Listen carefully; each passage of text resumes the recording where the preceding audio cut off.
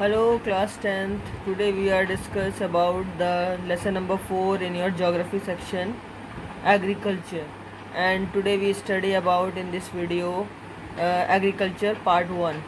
In this section we study about the types of farming, different types of farming are there, what are the main crops of the India, what are the certain conditions to grow the wheat, rice, rubber or the certain types of major crops in India, or which type of farming are employed or applied in the different types of regions in the India to grow various types of crops.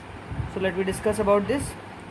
Here we see that our in India the our third population of India is engaged in the agricultural activities, and agriculture is a primary activity which produces the food. Most of the food that we consume it is produced by the agriculture, and besides their food grains, through agriculture it also produces the raw materials for various industries.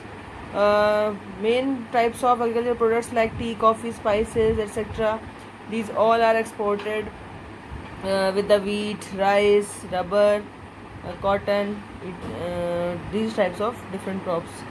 So let me discuss about what are the types of farming here. So as we know that agriculture is an old age activity or old economic activity in our country, and most of our areas over through the various years, cultivation method have changed significantly depending upon the characteristics of physical environment, technological criteria, techniques, or different types of social cultural practices. First types of farming is there, which we call as primitive subsistence farming.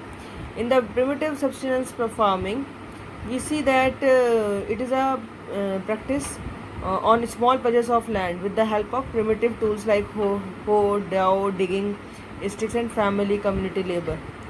In this type of primitive subsistence farming, it is also called as slash and burn agriculture, where the farmers clear a patch of land and produce cereals and other food crops to sustain their family.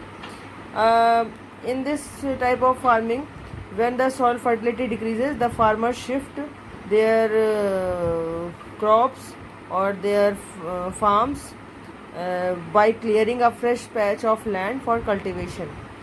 So different types of we can say that cultural patterns are applied to grow the different types of crop in this primitive subsistence farming, or it is also called as jhum kheti or jhuming, where which is also called as jhuming in northern eastern states like Assam, Meghalaya, Mizoram, Nagaland, or Pamalu, Manipur, Deepa in Bastar district of Chhattisgarh and Andaman and Nicobar Island. Or it is also famous by the name of Milpa in Mexico, Central America, and Concoa in Venezuela, Roca in Brazil, Mesol in Central Africa, and Landong in Indonesia, and Rain Vietnam. So बच्चों यहाँ पे मैं बताना चाहती हूँ आपको कि जो फार्मिंग होती है, सबसे पहली जो प्रिमिटिव सब्सिस्टेंस फार्मिंग है वो हमारे यहाँ देश में बहुत ज़्यादा अप्लाई की जाती है, जो कि परंपरागत तरीका है खेती का. इसमें जो झूम खेती कही जाती है, झूम खेती में क्या होता है कि एक फ्रेश पैच ऑफ लैंड है वो टाइम बाय टाइम उसको फार्मर साफ़ कर लेता है, और उसके बाद में उस पर आपने देखा होगा कि एक खेती हो गई तो उसके बाद उसमें उसको जो भी फसल काटने के बाद में उसको पर्टिकुलरली तरीके से फार्मर जो है जला देता है, जो भी इसमें फॉर्डर वगैरह जो भी मतलब जो बचा रह जाता है मटेरियल लास्ट में फसल कटने के बाद, फिर खेत में आग लगा दी जाती है. तो इसके बाद जो खेत पूरा जल के राख हो जाता है, तो वो जो राख होती है वो उसकी सॉइल की फर्टिलिटी को बढ़ा देता है. उसके बाद में उसकी फ्लोइंग की जाती है, तो इसको बोलते हैं झूम खेती.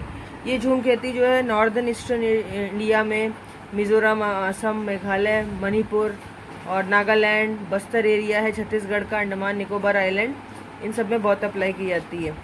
और इसमें कुछ प्रिमिटिव टाइप के टूल्स हैं, जैसे हो है, हल है होता है, डेओ डिगिंग करने के टूल्स हैं, कुछ स्टिक्स हैं, ये अप्लाई की जाती हैं.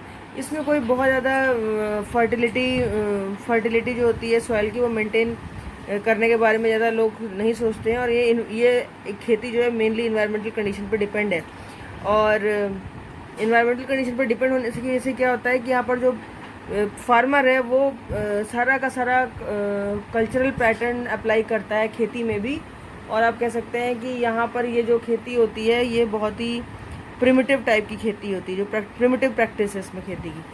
अब आता है दूसरा intensive substance farming. Intensive substance farming जो दूसरा मेथड है, ये जो बहुत ज़्यादा जिस लैंड एरिया पर हाई प्रेशर होता है पॉपुलेशन का, वहाँ पर अप्लाई की जाती है। इसमें देखा गया है कि बायोकेमिकल फर्टिलाइज़र्स हैं वो ज़्यादा अप्लाई किए जाते हैं, और इरिगेशन पर्पस के लिए बहुत ज़्यादा मतलब इरिगेशन पर्पस के लिए बहुत ज़्यादा पैसा खर्च किया जाता है, हायर डोजेज खर्च किए जाते हैं, जिससे कि हायर प्रोडक्टिविटी मिल सके। और इसमें जो है जब से लोगों को राइट ऑफ इनहेरिटेंस मिला है, तब से हमने जनरली यही देखा है कि जो लैंड होल्डिंग साइज़ है, जैसे अनइकोनॉमिकल लैंड होल्डिंग साइज़ है, किसी के मान लीजिए खेत में ज़्यादा उसकी इकोनॉमिकल वैल्यू नहीं बढ़ रही है, तो फार्मर्स इस टाइप की खेती बहुत ज़्यादा अप्लाई करते हैं, जिससे मैक्सिमम उनको आउटपुट मिलता है उनके लिमिटेड लैंड पर। और बहुत सारे लोग, बहुत सारे किसान इस टाइप की खेती पर डिपेंड है, इंटेंसिव सब्सिस्टेंस फार्मिंग पर। इसमें मेनली बायोकेमिकल्स का यूज़ किया जाता है, फर्टिलाइज़र्स का यूज़ किया जाता है, इरिगेशन के लिए न्यू मेथड्स भी यूज़ किए जाते हैं, इससे मैक्सिमम आउटपुट लिया जाता है। अब तीसरी खेती आती है commercial farming. Commercial farming is totally depend on the HVY seeds. We can also say that high yielding variety seeds, or high yielding variety seeds plus use of higher doses of modern inputs, chemical fertilizers, insecticide, pesticides in order to obtain the higher productivity.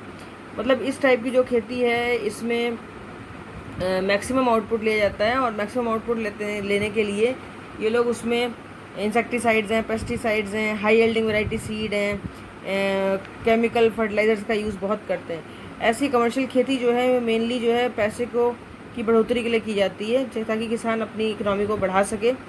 इसमें हरियाणा और पंजाब में जैसे चावल की खेती है, उड़ीसा में भी चावल की खेती बहुत की जाती है, इसी पर्पज़ से कमर्शियल फार्मिंग की। बहुत सारे कर्नाटका वगैरह में देखा गया है जैसे कि लोग कॉफ़ी की खेती करते हैं, चाय की खेती करते हैं, तो ये भी कमर्शियल फार्मिंग में ही आता है। अब आता है कि कमर्शियल फार्मिंग में लोग प्लांटेशन भी उगाते हैं। प्लांटेशन क्या है कि प्लांटेशन में पौध लगाई जाती है, जैसे बनाना प्लांटेशन है, और कॉफ़ी प्लांटेशन है, टी प्लांटेशन है। जैसे उत्तराखंड के बहुत सारे एरिया में टी प्लांटेशन किया जाता है। इसमें भी जो कैपिटल इन्वेस्टमेंट होता है वो इंटेंसिव इनपुट ज़्यादा होते हैं, माइग्रेंट लेबरर्स लगते हैं इसमें, और रॉ मटेरियल वगैरह के का भी काफ़ी यूज़ होता है। इस तरीके से इंडिया के बहुत सारे भागों में tea, coffee, rubber, sugar cane, banana, ये सब इम्पोर्टेंट प्लांटेशन क्रॉप्स हैं। मेनली जैसे असम में टी उगाई जाती है, नॉर्थ रीजन में बंगाल वगैरह में जैसे कॉफ़ी है, कर्नाटका में भी कॉफ़ी उगाई जाती है। तो इनमें मेनली जो है ये कुछ प्रोसेसिंग इंडस्ट्रीज़ लगाते हैं, जिससे कि मार्केट जो है इसमें बहुत ज़्यादा, मार्केट भी बहुत ज़्यादा अपना बड़ा रोल प्ले करता है, तभी ये इस टाइप की कमर्शियल फार्मिंग जो है उनमें इकोनॉमिकल वैल्यू ज़्यादा अच्छी खेत किसानों को मिल पाती है। ये आप डायग्राम देख सकते हैं, जैसे कि इन्होंने देखिए यहाँ पर बनाना प्लांटेशन किया है साउथर्न पार्ट ऑफ इंडिया में, यहाँ बैम्बू प्लांटेशन है नॉर्थ ईस्ट में। तो इस तरीके से यहाँ पर ये कमर्शियल फार्मिंग है। अब कमर्शियल फार्मिंग के बाद हम थोड़ा अच्छी बात करेंगे क्रॉपिंग पैटर्न की। तो what are the cropping patterns mostly applied in our India. Mainly हम देखते हैं कि क्रॉपिंग पैटर्न जो हमारे यहाँ मेनली देखे गए, तो 3 टाइप के क्रॉपिंग पैटर्न के अलावा जो है हमारे यहाँ 3 टाइप की क्रॉप ज़्यादा होती है। एक रबी क्रॉप, खरीफ क्रॉप और जैद क्रॉप। रबी की क्रॉप जो होती है इसमें क्या होता है कि जब भी सितंबर, अक्टूबर और अक्टूबर से दिसंबर तक का महीना होता है उसमें रबी क्रॉप होती है, और वहाँ पे यहाँ पे बीज बोया जाता है विंटर सीजन में, अक्टूबर से दिसंबर के बीच में, और फसल को काटने का टाइम हो जाता है फिर समर में अप्रैल टू जून। इसमें मेनली जैसे वीट है, बार्ली, ग्राम, पीस, मस्टर्ड, इनको जो है मेनली रबी क्रॉप्स में बोया जाता है। मेनली आप देखिए पंजाब, हरियाणा, हिमाचल प्रदेश, जम्मू कश्मीर और उत्तर प्रदेश है, झारखंड है, उत्तराखंड है, इनमें वीट की खेती बहुत होती है, जो कि मेनली रबी क्रॉप में आता है।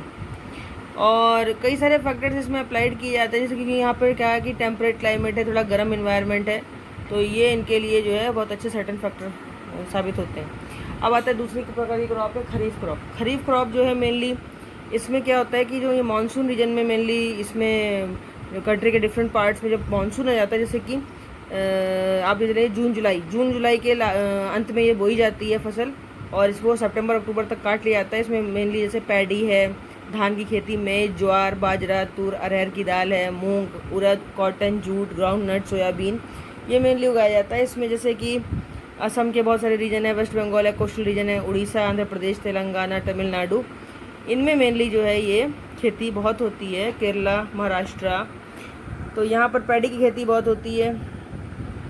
और पंजाब और हरियाणा में मेनली जो है आपने देखा कि इम्पोर्टेंट क्रॉप है वहाँ की पैडी वगैरह। असम में, असम का जो स्टेट है वहाँ भी राइस बहुत उगाया जाता है, वेस्ट बंगाल, उड़ीसा वगैरह में भी।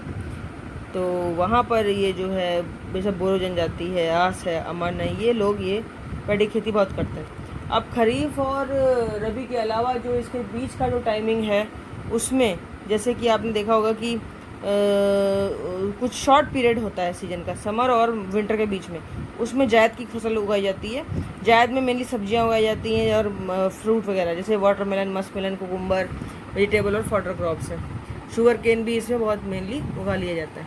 अब कुछ हमारे यहाँ की मेजर क्रॉप है, जैसे कि हमने देखा है कि मेजर क्रॉप में से राइस आता है। राइस में जो इंडिया में राइस जो है वो उसका मेन स्टेपल फूड है हमारे यहाँ का, भारत का। और इंडिया में ये समझ लीजिए कि पूरे वर्ल्ड में चाइना फर्स्ट प्रोड्यूसर है राइस का, और चाइना के बाद में इंडिया का सेकंड नंबर आता है। इसमें मेनली खरीफ क्रॉप में हमारे यहाँ जैसे कि धान की खेती के लिए सबसे ज़्यादा फसल जो होती है वो 25 डिग्री सेंटीग्रेड से थोड़ी ऊपर टेम्परेचर में उगाई जाती है। 100 सेंटीमीटर की रेनफॉल इसको चाहिए एनुअली। और इसके लिए मेन जो हमारे यहाँ एरिया देखा गया है राइस की खेती के लिए वो आपका इधर ये वेस्ट बंगाल का रीजन है। ये पूरा रीजन असम, वेस्ट बंगाल, यहाँ पर चावल की खेती सबसे ज़्यादा होती है। हमारे यहाँ उत्तराखंड में भी बहुत ज़्यादा चावल की खेती है, लेकिन फिर भी इनसे भी ज़्यादा जो है वेस्ट बंगाल एरिया में, उड़ीसा वगैरह में यहाँ पर चावल की खेती बहुत होती है।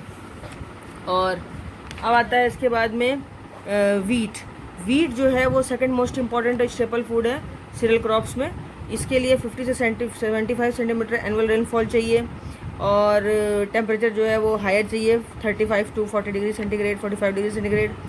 और गंगा सतलज का जो प्लेन एरिया है नॉर्थ वेस्टर्न रीजन में और डेक्कन में ब्लैक सॉयल रीजन, ये मेनली वीट की खेती के लिए बहुत अच्छा है। पंजाब, हरियाणा, उत्तर प्रदेश, बिहार, राजस्थान, मध्य प्रदेश, ये कई सारे पार्ट में वीट बहुत उगाया जाता है। अब मोटे अनाज में जैसे मिलेट है, मिलेट में ज्वार, बाजरा, रागी, ये मेनली इंपॉर्टेंट मिलेट्स हैं जो इंडिया में ग्रो किए जाते हैं। इनमें आयरन, कैल्शियम, दूसरे माइक्रो न्यूट्रिएंट, रफेज बहुत ज़्यादा होता है। ज्वार की खेती में हमारा देश जो है वो 3rd नंबर रखता है पूरे वर्ल्ड में। और रेन फेड क्रॉप जो मेनली यहाँ पर होती है, इसमें इरिगेशन की बहुत ज़रूरत पड़ती है। मेजर जो ज्वार प्रोड्यूसिंग स्टेट है हमारे यहाँ वो महाराष्ट्र, कर्नाटक, असम, आंध्र प्रदेश और मध्य प्रदेश है। बाजरा की खेती के लिए जो है सैंडी सॉइल चाहिए, रेतीली मिट्टी, शैलो ब्लैक सॉइल चाहिए। मेजर बाजरा प्रोड्यूसिंग स्टेट हमारे राजस्थान, उत्तर प्रदेश, महाराष्ट्र, गुजरात, ये हैं। रागी के लिए रेड सॉइल चाहिए, ब्लैक और सैंडी लोमी सॉइल की ज़रूरत पड़ती है, जिसके लिए तमिलनाडु है, हिमाचल प्रदेश, उत्तराखंड, कर्नाटका, सिक्किम, झारखंड। अब आता है मेज़। मक्के की खेती के लिए सबसे ज़्यादा क्या होता है कि खरीफ की बहुत अच्छी क्रॉप है जो कि 21 से 27 डिग्री सेंटीग्रेड पर बहुत ज़्यादा उगती है। एलुवियल सॉइल, दोमट मिट्टी की ज़रूरत होती है इसमें। मेनली बिहार का बहुत बड़ा रीजन जो है वो रबी क्रॉप में मेज़ का उत्पादन करता है। और उत्तर प्रदेश, बिहार, आंध्र प्रदेश, तेलंगाना, मध्य प्रदेश, ये सभी रबी क्रॉप उगाते हैं। कुछ दालों की बात करेंगे तो मेनली पल्सेस में अरहर, उड़द, मूंग, मसूर और मटर की दाल इंडिया की बहुत अच्छी क्रॉप मानी जाती हैं। और जो ये लेग्यूमिनस प्लांट्स होते हैं जितने भी जो भी जैसे अरहर, मेनली दाल के पौधे हैं, अरहर है, मूंग है, मटर है, इनकी जड़ों में जो है सभी को पता है कि नाइट्रोजनस कुछ बैक्टीरिया होते हैं जो नाइट्रोजन फिक्सिंग बैक्टीरिया होते हैं, वो एयर के नाइट्रोजन को फिक्स कर देते हैं, ठीक है। और ये इसका मेनली जो उत्पादन है वो पल्सेस का मध्य प्रदेश, उत्तराखंड, उत्तर प्रदेश, राजस्थान, महाराष्ट्र और कर्नाटका में होता है। तो बच्चों आज इस वीडियो में बस इतना ही। नेक्स्ट वीडियो में फिर मैं इसके आगे की बात करूँगी। तब तक के लिए till then goodbye. Please subscribe my channel and share my videos, give me the likes. Till then goodbye, okay bye.